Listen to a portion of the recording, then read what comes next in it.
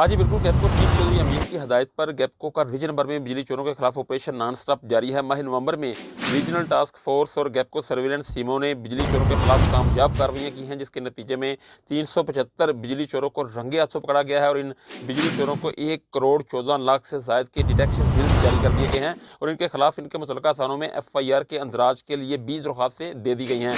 गैपको के media sir की जानब से जो खबर शेयर की गई है, इसके मुताबिक माह नवंबर में सिटी सर्कल से 80, कैंट सर्कल से 91, गुजरात सर्कल से 70, सियालकोट से 80, जबकि नरवल सर्कल से 50 मजमूई तौर पर 375 बिजली चोर पकड़े गए हैं। इस मौके पर CEO गैपको चौधरी अमीन का कहना था कि बिजली चोर मुल्क व कौम के लिए एक नासूर हैं, जिनका खात्मा अज हद ज़रूरी है।